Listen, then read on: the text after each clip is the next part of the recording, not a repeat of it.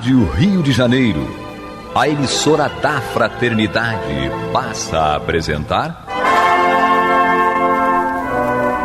Luz na Penumbra, programa que leva ao seu coração a mensagem da doutrina espírita.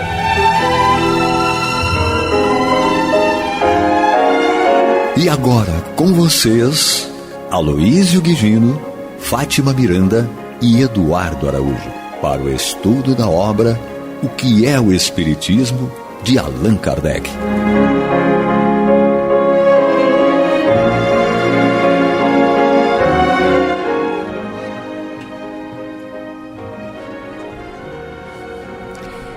Amigos ouvintes da Rádio Rio de Janeiro, com alegria estamos de volta. Um abraço a todos, na companhia de dois anjinhos aqui, que vocês tinham que ver as caras agora. 3 com Luciana, que está de cúmplice ali, ó, né?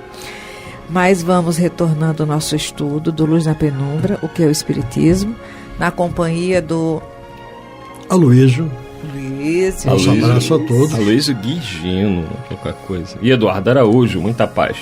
Isto. E o Luciano ali perplexo, olhando essa situação. Misericórdia, não é? Mas agradecidos a Jesus pela bênção de mais uma oportunidade. Alguém quer falar alguma coisa antes de iniciarmos a leitura? Não. Ano novo, vida nova. Vida nova, não é? Queremos que você localize onde nós estamos. Nós estamos ainda no capítulo 1, Pequena Conferência Espírita, estudando Oposição da Ciência, na 4ª abordagem do visitante, onde ele diz assim: sem dúvida, mas por ser uma coisa possível, não devemos concluir que exista. E Kardec vai esclarecer. É exato, mas não podeis deixar de convir que, desde que uma coisa não é impossível, já ela avançou, porque a razão não a repele. Resta, pois, averiguá-la pela observação dos fatos. Ora, essa observação não é nova. Tanto a história sagrada quanto a profana provam a antiguidade e a universalidade dessa crença, que se perpetuou através de todas as vicissitudes porque tem passado o mundo, e se mostra entre os mais selvagens povos no estado de ideias inatas e intuitivas, e tão gravadas no pensamento como a do ente supremo e da existência futura. O Espiritismo, pois, não é uma criação moderna. Tudo prova que os antigos o conheciam tão bem ou talvez melhor que nós.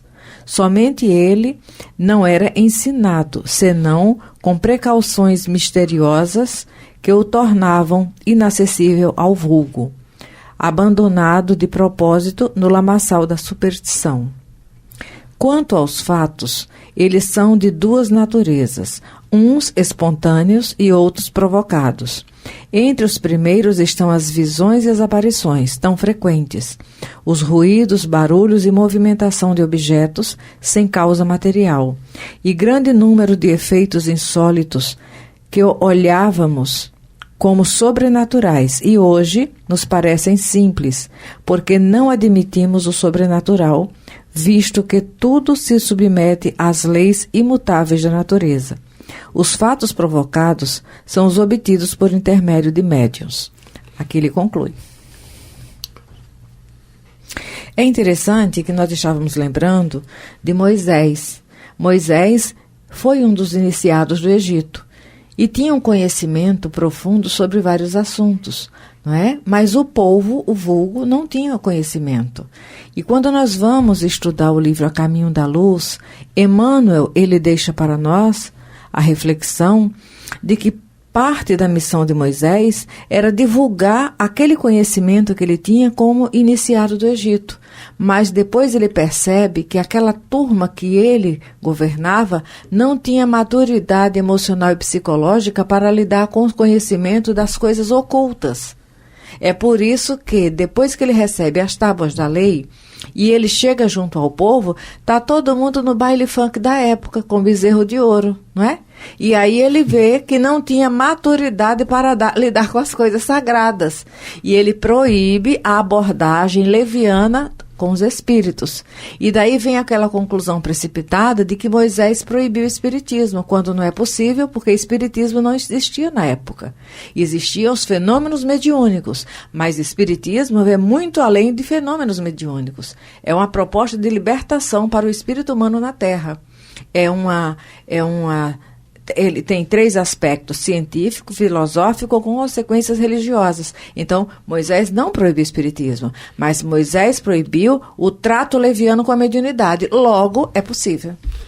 Isso daí é uma colocação que a gente tem que prestar muita atenção no conteúdo desse raciocínio. Porque, em realidade, os fenômenos mediúnicos sempre existiram. Nós pegamos, o Antigo Testamento é repleto de citações de fenômenos mediúnicos, de fenômenos da intervenção da espiritualidade. E apenas com o Espiritismo nós passamos a ter uma possibilidade de entender como eles ocorrem, de entender como lidarmos com aquilo. Essa lembrança que você trouxe dessa proibição, entre aspas, de Moisés do Espiritismo, é um argumento que é utilizado por aqueles que não têm outros argumentos mais palpáveis de mais conteúdo. Porque, na realidade, o que ele proibiu foi o uso indevido dos fenômenos mediúnicos, porque nós sabemos, e a própria história nos relata, que existiam, né, as pitonisas, né, os oráculos, certo? Onde eram consultados, de um modo geral, aspectos materiais. Certo? E sempre quem vai ganhar a guerra, se ganha, não ganha, se troca de casa, se casa ou não casa, aí vai por sempre aspectos da vida material.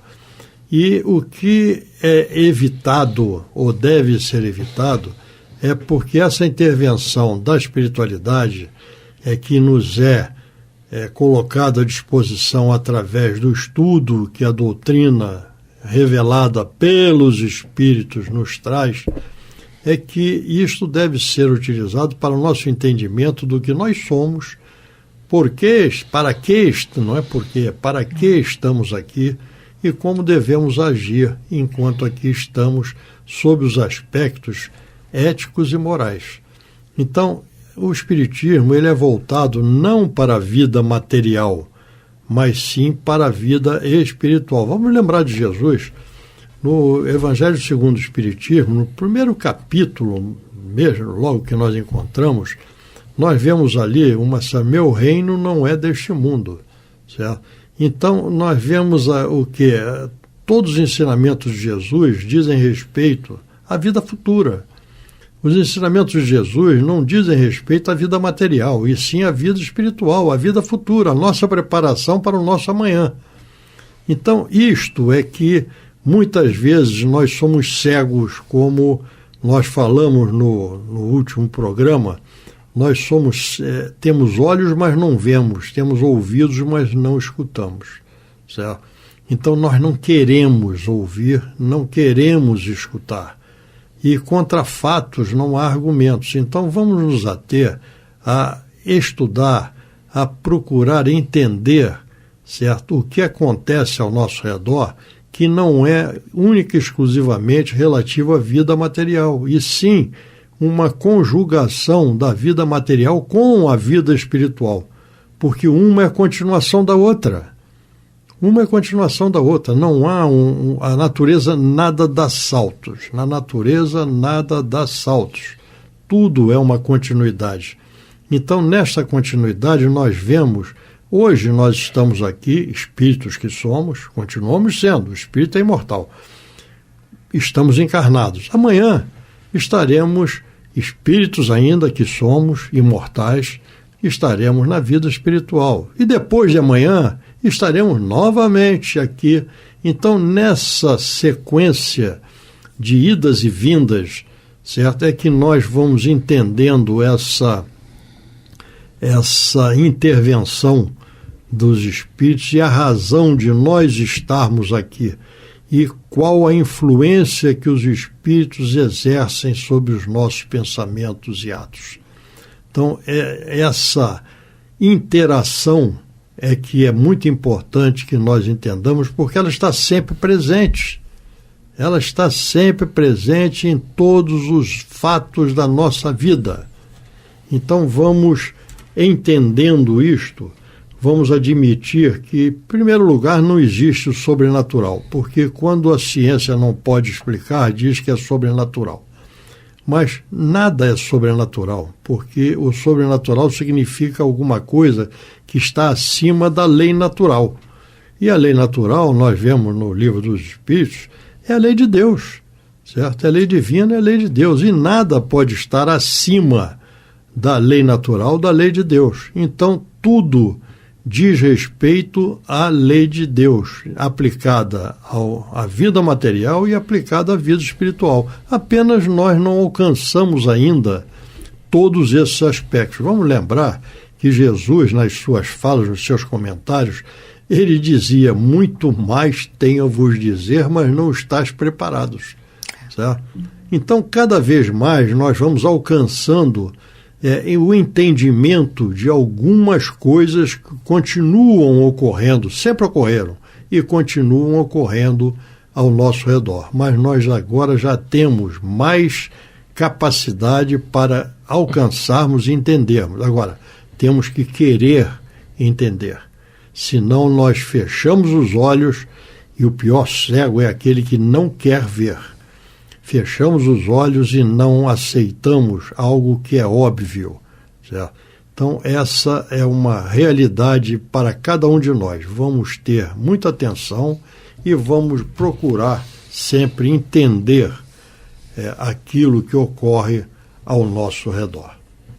É isso que nós vamos observar quando Kardec vai elaborar aquela escala espírita para nos auxiliar a raciocinar essa hierarquia entre os espíritos. Quando de evolução, né? Isso aí.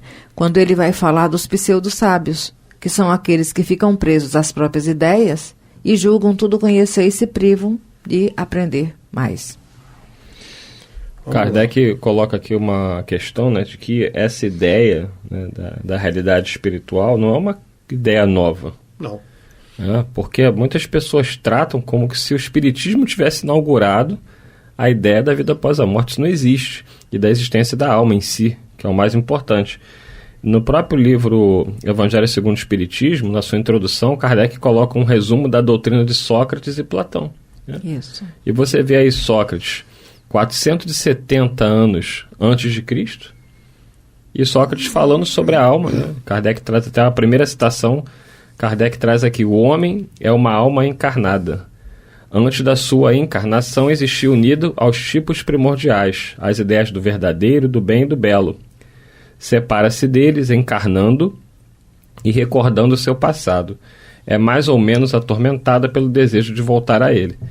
E aí Kardec diz: não se pode enunciar mais claramente a distinção e a independência entre o princípio inteligente e o princípio material.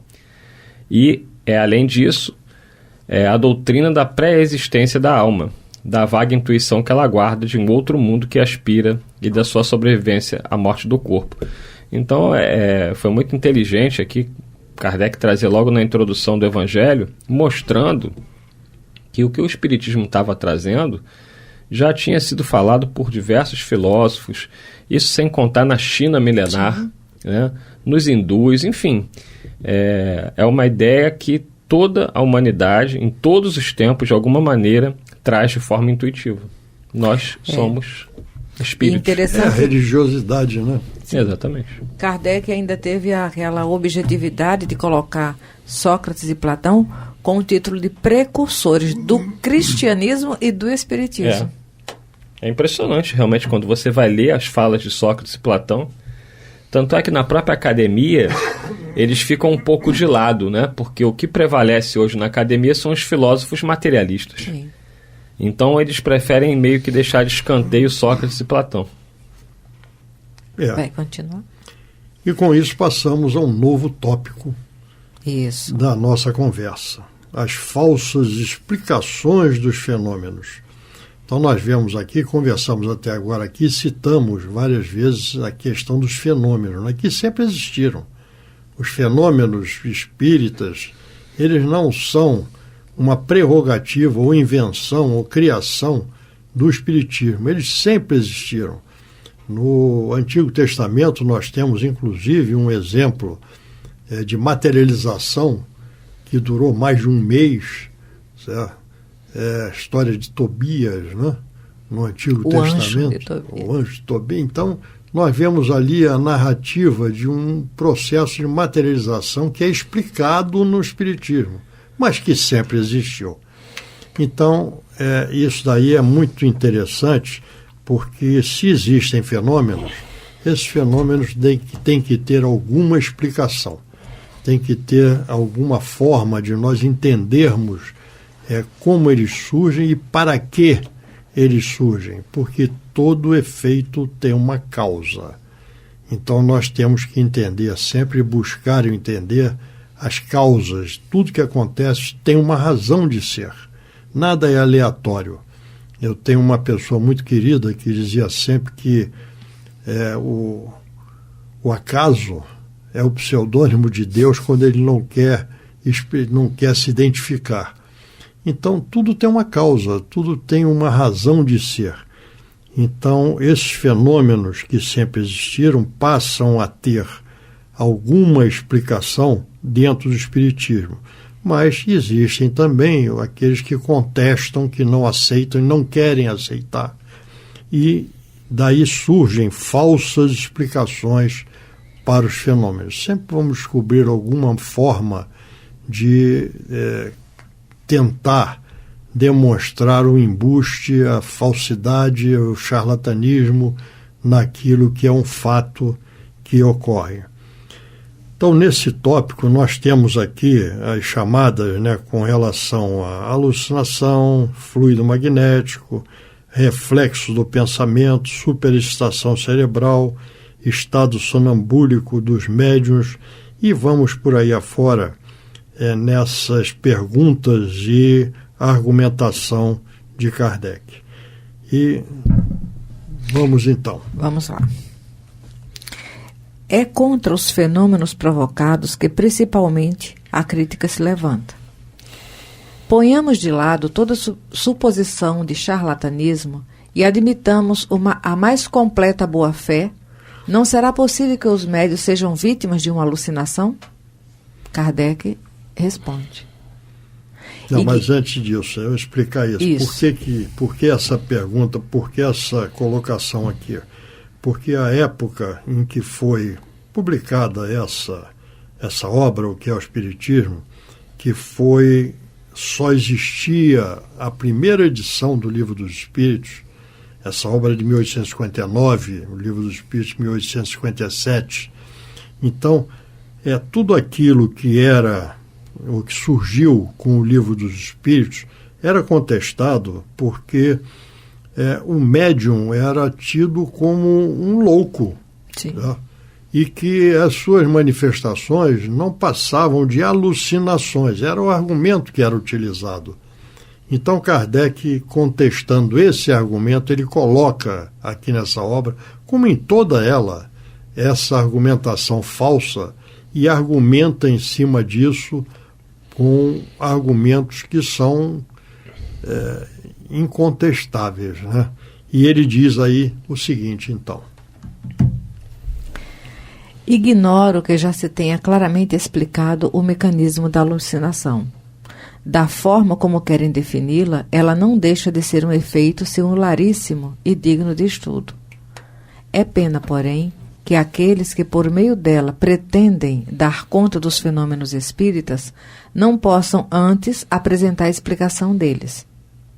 Há, além disso, fatos que escapam a essa hipótese. Quando a mesa ou um objeto se move, se ergue ou bate.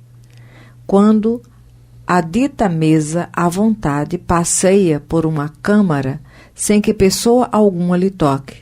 Quando ela se destaca do solo e se suspende no espaço, sem ponto de apoio. Enfim, quando, ao cair, se despedaça, tudo isso não pode ser o efeito de uma alucinação. Suponho que o médio por um produto de sua imaginação, creia ver o que não existe. Será possível que todos os presentes vejam ao mesmo tempo? Sejam ao mesmo tempo vítimas da mesma vertigem? E quando o mesmo fato se reproduz por toda parte, em todos os países, a ser assim, essa alucinação seria prodígio maior que o próprio fato. Ele aqui foi...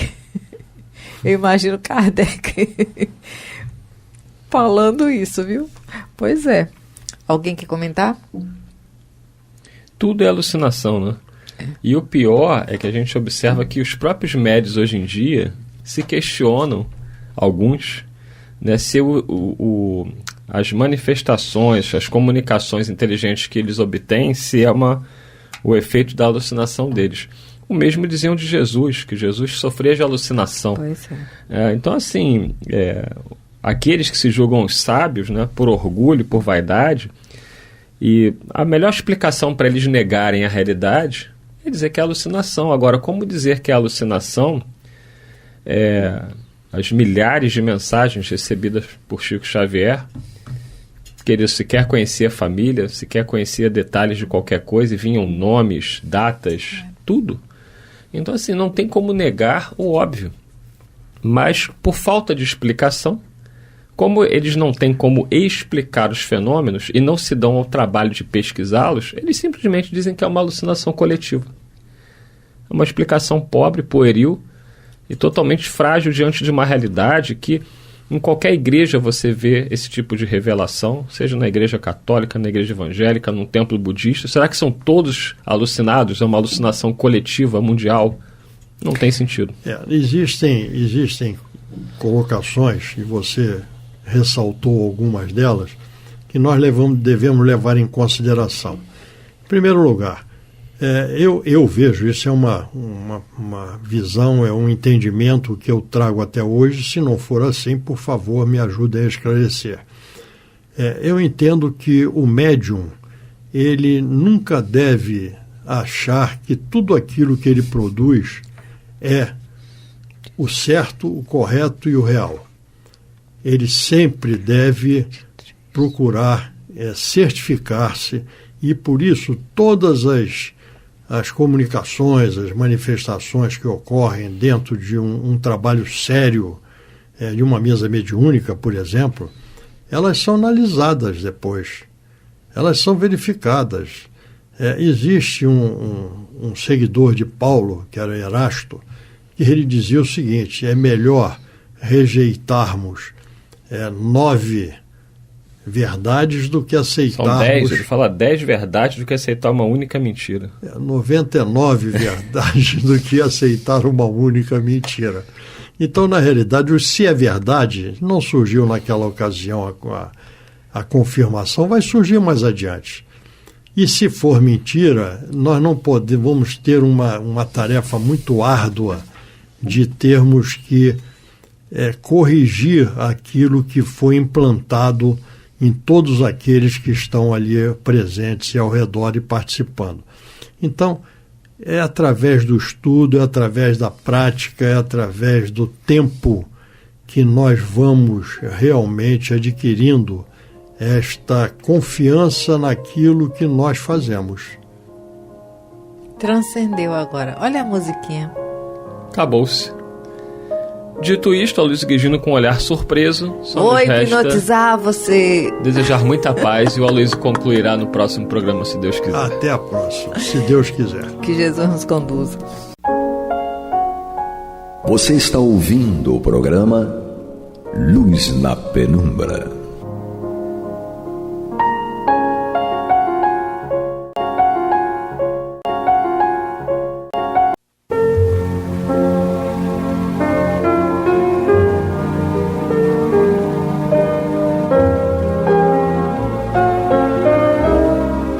Rádio Rio de Janeiro está levando ao seu lar e ao seu coração a mensagem consoladora da doutrina espírita, através do programa Luz na Penumbra.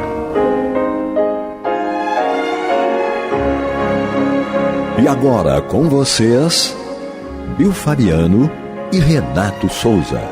para comentar os textos da Revista Espírita de Allan Kardec no período de 1859 a 1869. Muito bem, prezados ouvintes da Rádio Rio de Janeiro, emissora da Fraternidade, estamos de volta aqui com mais um programa Luz na Penumbra.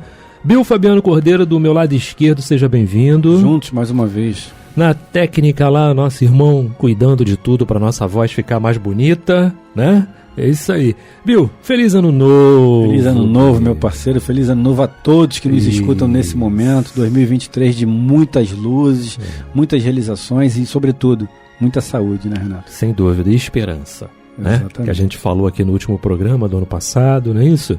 Esperança. Vamos ter esperança, vamos alimentar essa fé, alimentar aí as nossas forças para seguirmos em frente, tocarmos a vida para frente. Feliz 2023 para todos. Vamos tocando, né? Em frente. Isso, sem dúvida, né? Vamos lá, Revista Espírita, é isso? Abril de 1859, quadro da vida espírita. Nós estamos estudando aqui o finalzinho, né? Ou quase o finalzinho, não dei uma colada lá, mas falta muito ainda para acabar. Faltam umas 2 páginas aqui para acabar, pelo menos esse capítulo, né? Então vamos dar prosseguimento, né, Bill? Vamos embora. Continua Allan Kardec dizendo assim, ó.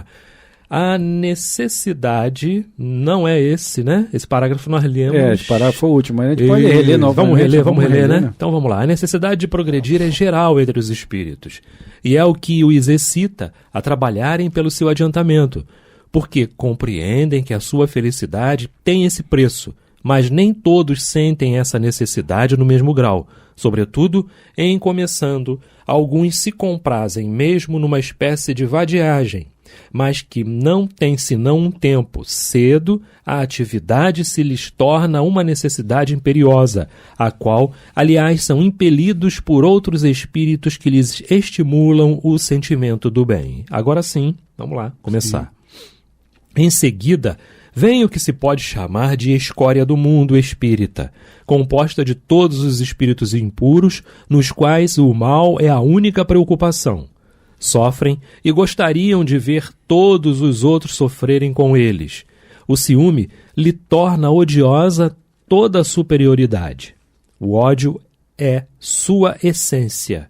Não podendo se prenderem aos espíritos, se prendem aos homens e atacam aqueles que lhes parecem mais fracos. Excitar as más paixões, o insuflar a discórdia, separar os amigos, provocar as rixas e inchar o orgulho dos ambiciosos para se dar o prazer de os abater em seguida.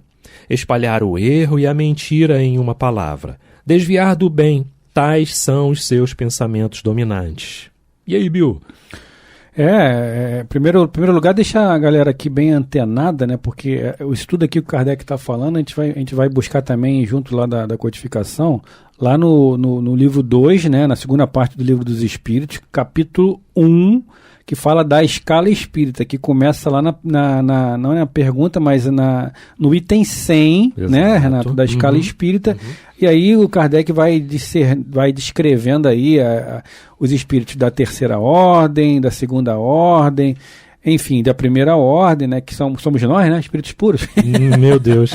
Vamos chegar lá. Vamos chegar com toda certeza. Sim. E é a certeza que Kardec coloca aqui, né, na primeira parte que você leu, né, repetindo aquela último programa,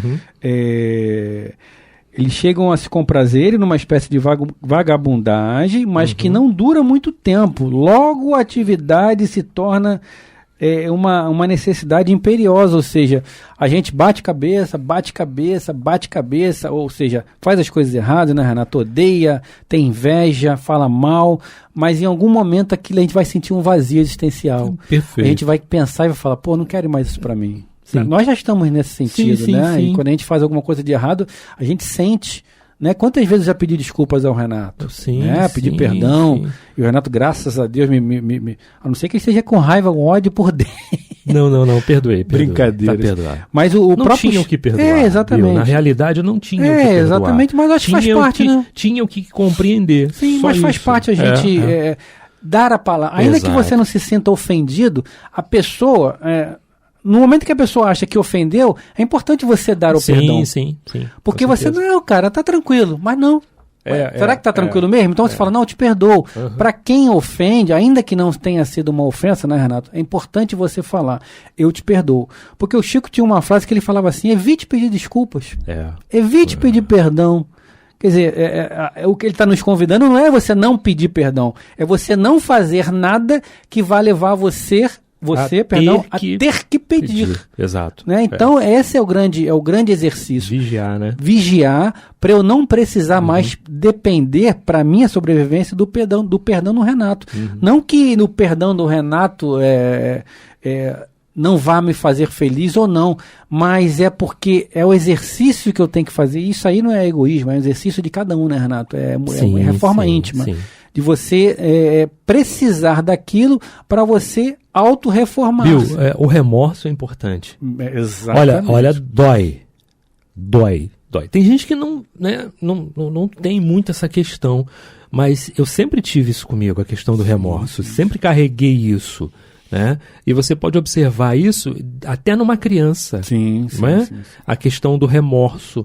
Porque é ele que faz justamente com que você reflita, né? Não é?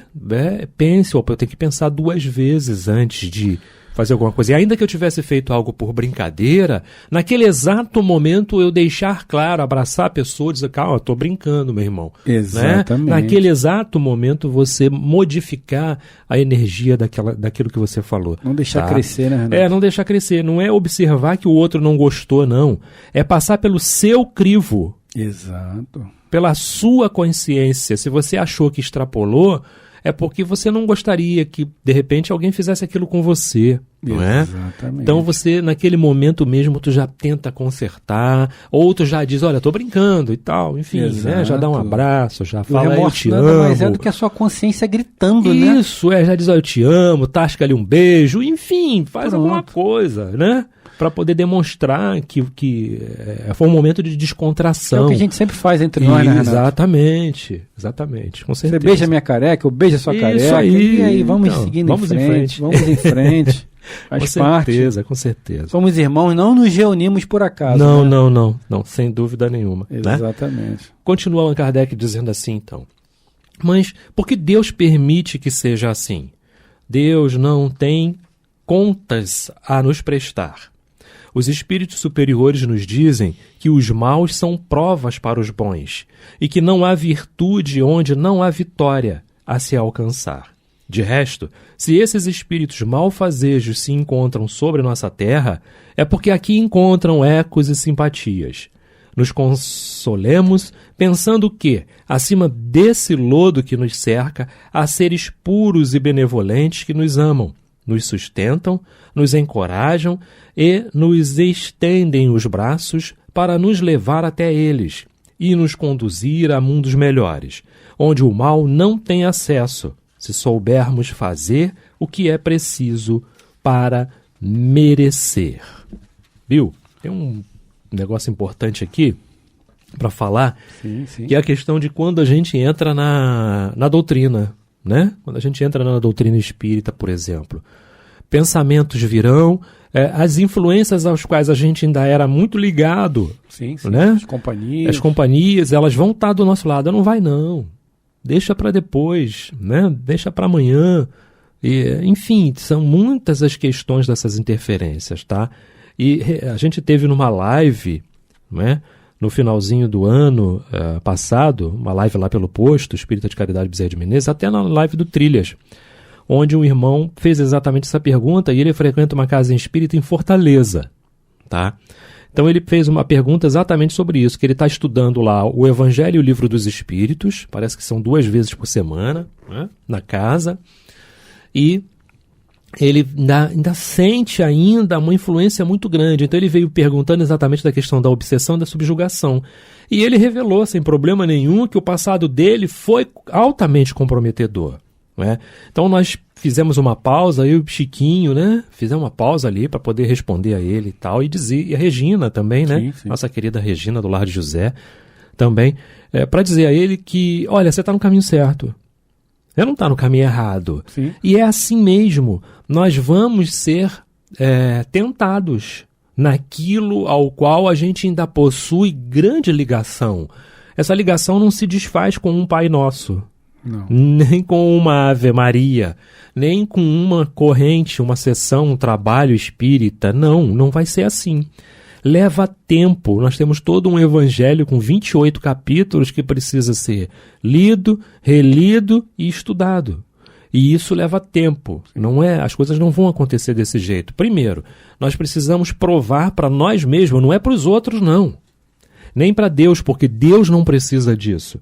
Nós precisamos provar para nós mesmos que não. Eu quero começar a trilhar esse caminho aí, que é o caminho da mudança. Sem dúvida. E a gente, eu costumo dizer, né? Ontem, né, eu, Renato, vamos usar a analogia nossa aqui, da nossa quadrilha, né? Que você levantou isso num estudo do Trilhas. Eu, você, a Regina e o Francisco de Assis. Regina Célia e Francisco de Assis. Hoje nós nos reunimos, né, semanalmente, trazendo essa obra magnífica da literatura espírita, Trilhas da Libertação. Mas ontem, fazendo essa analogia que o Renato foi inspirado, né? Vocês hoje estão reunidos, mas vocês foram uma quadrilha no passado, né? Qual o passado é, se é um passado mais lá atrás ou não, no passado, ok. Um pensamento que veio, exatamente. Enfim, eu não estava pensando naquilo, né? Mas o pensamento veio. Sim, se for um pretérito muito distante ou não, nós nos reunimos para fazer o mal. Esse é um ponto. É o ponto de onde nós partimos, né? Exato. Nós fazíamos o mal. Uhum. Hoje nós estamos nos reunindo para quê? Para libertar. Para libertar-nos, para trilharmos a nossa trilha da libertação e em conjunto libertar aquelas pessoas que talvez nós tenhamos aprisionado. Sim, perdão. No passado. Perfeito. Né? Amanhã nós não precisaremos mais disso, porque assim como Francisco de Assis, nós não usaremos livros. Nosso evangelho será a nossa ação. Então é como Jesus fala, a natureza não dá saltos. Não adianta também como eu falei até numa live aí, o João Nogueira, colocar peso no evangelho, né, João? Né, Renato? Perdão. Né, Renato? Uhum. Não posso colocar peso no evangelho. Eu olhar aqueles 27 capítulos ali, fora as pressas, e falar, caramba, eu estou muito longe disso. Eu não vou fazer agora, não. Vou deixar para depois. Uhum. Você nunca vai dar o start. Sim. Porque o evangelho é complicado, aquelas vírgulas são complicadas. Né? Mas nós temos que dar a partida, né, Renato? Perfeito. Então, se vamos ter que dar a partida... Eu sempre fui assim, isso antes de ser espírita, eu como pessoa. Se eu tenho que sofrer agora... Eu lembro quando eu era criança, né? Às vezes eu tive que fazer um tratamento dentário e... Na época, eu não conseguia anestesia pegar, porque estava tão inflamado, mas muito inflamado, que o dentista deu, eu lembro, 6 vezes. Nossa. E não conseguiu. Ele falou pro meu pai, não posso dar mais, senão ele pode até, dar um piripaque nele e morrer. E aí meu pai olhou para mim e falou assim, filho, e aí?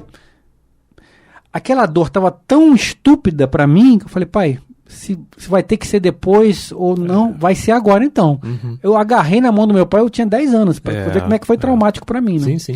E ele arrancou o dente assim mesmo, o dente todo estrupiado, foi sem anestesia. Mas, ou seja, não deixemos para depois, né, Renato? Se você tem que fazer, faça agora, é o que nós estamos fazendo aqui. De forma manca, né? Eu sempre brinco à luz da nossa ignorância, mas estamos fazendo, é a nossa parte. Perdoe-nos se não podemos fazer mais. Sim. Mas o que nós estamos entregando aqui para vocês, e posso falar com o Renato, ele pode ratificar isso, com certeza, está dando o melhor. Eu estou dando o meu melhor e o Renato dando o melhor que ele pode. Se faltar-nos, talvez não esteja a nossa capacidade. Isso a gente vai ver à frente, né, Renato? Sim. Precisamos lembrar que estamos no programa Luz na Penumbra, Revista Espírita, abril de 1859. Eu, Renato Souza e Bill Fabiano Cordeiro. Sempre juntos. Bill, complementando então aqui o que você estava falando, quando a gente pega, por exemplo, uma palestra, que vai ter necessidade de falar do Evangelho, às vezes a gente se pergunta mesmo assim, meu Deus, como é que eu vou falar de Jesus se eu já me reconheço espírito imperfeito? Exato. Aí você precisa se lembrar, não é? Conforme nós tivemos uma oportunidade de estar no final do ano lá no Lar de José e conversarmos sobre o Evangelho, falamos sobre isso, dissemos assim, não, ele escolheu 12 homens, ele não escolheu os 12 melhores, né? Mas 12 que pudessem, juntamente com a propagação do Evangelho, da mensagem, né? Também irem se modificando. E levou tempo. Nossa, e como levou tempo? Para todos leva tempo, né? Isso é importante a gente falar. Mas o bem que você carrega, né, até ali, todo mundo progride em alguma coisa, nem que seja num pouquinho. A boa vontade que nós estamos tendo hoje de querermos melhorar e internalizar em nós a maior quantidade de informações de acordo com a minha necessidade, de acordo com a minha possibilidade e com a possibilidade do Bill, a possibilidade de cada um, porque a minha capacidade de internalização é uma, do Bill é outra. Exato. Mas Deus vai estar vendo justamente o teu esforço, não é? E o teu esforço para Deus, ele é grandiosíssimo. Sim. Muito embora Allan Kardec deixa muito claro no próprio Livro dos Espíritos, né, lá nas últimas questões, que os esforços que a gente faz ainda são irrisórios para melhorar. Mas, por mais que sejam irrisórios, né, e a gente sabe que poderia fazer mais e que a nossa mente é capaz de armazenar muito mais do que armazena, mas a gente ainda tem aquele pezinho, ainda tem aquelas necessidades, né, de sair, de fazer uma série de coisas. Eu poderia ler 2 páginas a mais. Sim. E não faço, né? Exato. Não faço. Mas não importa. Não importa. Você está fazendo o melhor que você pode.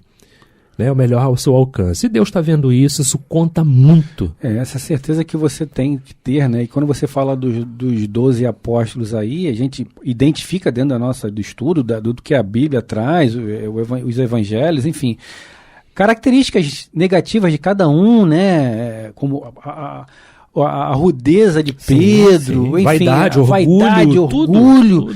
Mas Jesus, ele não tinha os nossos olhos, né, Renato? Sim. Eu olho para o Renato, eu sempre uso o nosso exemplo aqui, porque nós estamos juntos aqui, só para vocês fazerem analogias, tá, pessoal? Não é porque o Renato seja assim, não, nem eu seja assim também. Ou melhor, ainda somos, mas não tão evidentes. Eu olho para o Renato, eu vejo algumas características negativas nele. Como ele olha para mim, vê. Mas a gente só vê o negativo. Jesus não olhava com esse olhar, né, Renato? Não. Ele via o cerne do nosso espírito. Exato. Como ele viu nos 12 apóstolos, como ele viu em Saulo de Tarso, né? Como ele viu em Francisco de Assis, que era um cara desvairado aos 26 anos, que ele despertou para a realidade crística, né? Era farrista, gostava de balada, como qualquer jovem de hoje, né? Certo. Saulo de Tarso era um déspota. Né? Embora ele defendia uma causa, ele não fazia aquilo por ruindade, né? Ele era até agressivo e tudo mais, mas está lá no livro Paulo Estevão, ele defendia a causa de Moisés. Ele queria, quem era aquele, como ele mesmo dizia, né? Aquele carpinteiro, me fugiu até o nome, a expressão que ele usava, né? Sim. Mas ele chamava carpinteiro, Jesus num carpinteiro, uma palavra que eu não lembro agora. Mas quem era aquele carpinteiro ignorante, essa palavra que ele usava, para quebrar uma lei milenar, né, de Moisés. Sim, né? Com certeza. E eu lembrei também aqui do capítulo 16 do livro Eu, Barrabás, Maria falando para Barrabás, quando Barrabás questiona, a senhora tem que entender que existem pessoas más no mundo. Não existem pessoas boas. Ela, meu filho, não existem pessoas más. Existem pessoas ignorantes. Exato. Elas tão somente ainda não aprenderam a fazer o bem. Olha que visão, né, Renato? Sim. Porque são os espíritos nobres, né? Perfeito. Por mais ruim, ao nosso ponto de vista, que você enxergue esta ou aquela pessoa, ela tem dentro dela o princípio do amor. A essência divina, A essência divina, ela tem, por pior que seja. Pode ser um verdadeiro troglodita, mas ela tem a essência do amor. Sabe por quê? Porque ela ama o filho.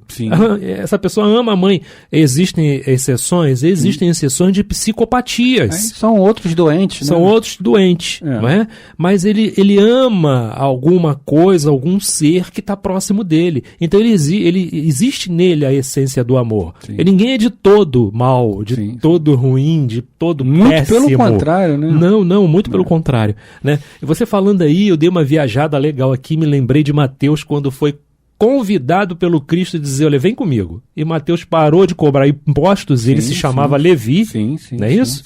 Se chamava Levi, filho de Alfeu. Né? Né?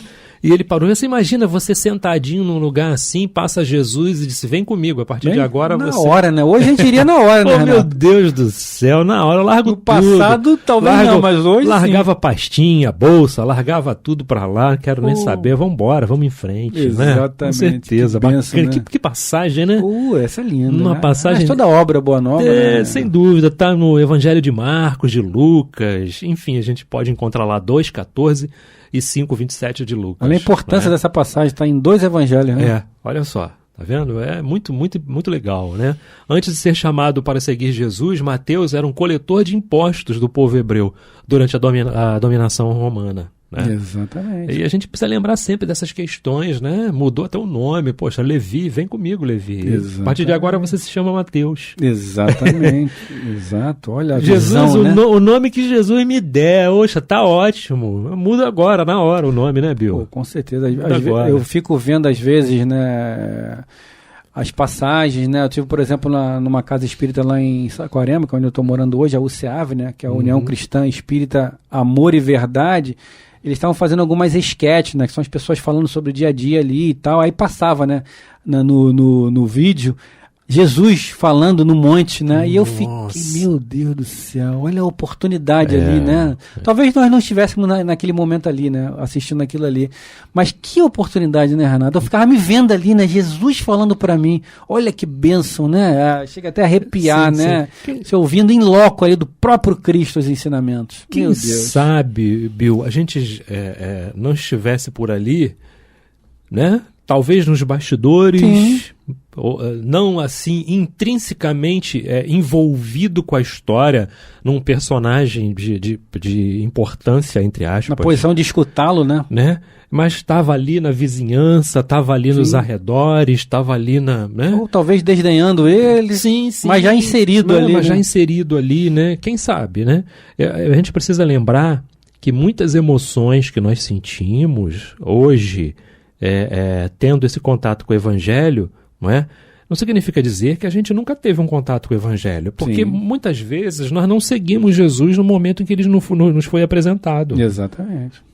E possamos sim, o Espírito pode se lembrar, né? E está lá no Livro dos Espíritos, Ideias Inatas, né? Sim. 218 a 221, de Allan Kardec, sobre essas questões que o Espírito carrega consigo vaga lembrança de vidas passadas. Então, quando a gente se coloca diante de algumas passagens, eu, por exemplo, me coloco diante de algumas passagens do Evangelho, sou tomado por emoção. Sim. Emoção incontrolável, né? Sim. Então, certamente a gente tem alguma ligação com esses momentos, né, Bill? Sim, sem dúvida nenhuma. Com certeza estivemos em algum momento, em algum lugar, né? Isso é o que a nossa doutrina nos traz, nos dá certeza. Então, por que não lá naquele momento, né, Renato? Sim, com certeza. Bill, tá acabando. Tá acabando. Vamos chegando ao final. Já nos avisaram aí que... Já olharam, daqui a pouquinho a musiquinha sobe, a trilha de encerramento começa a aparecer aqui. Ó, aí, ó. Eita, estão ouvindo? Já foi. Já foi, legal. Algo legal. Tocando ao fundo. Bill, coisa de primeiro mundo ali, Bill. Rapaz. Tudo digital, tudo, olha... A parte técnica não brinca em serviço. Não, show de bola. Meus irmãos, até o próximo programa, se Deus quiser. Estamos juntos aqui na Revista Espírita. Bill Fabiano. Beijo no coração de todos. Grande abraço.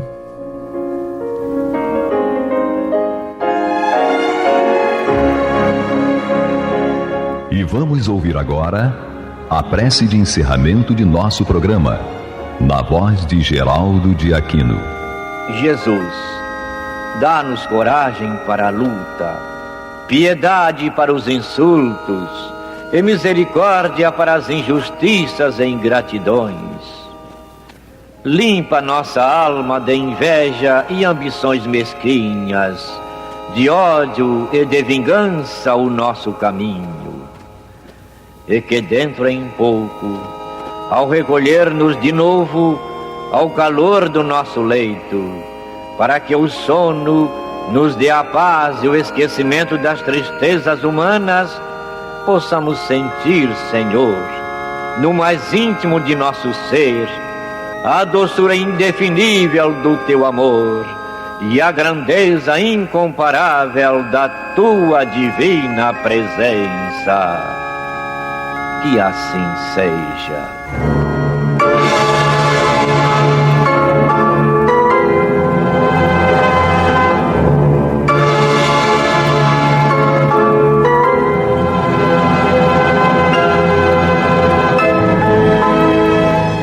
acabamos de apresentar o programa Luz na Penumbra, que voltará a ser apresentado na próxima segunda-feira, às 21 horas, nesta emissora.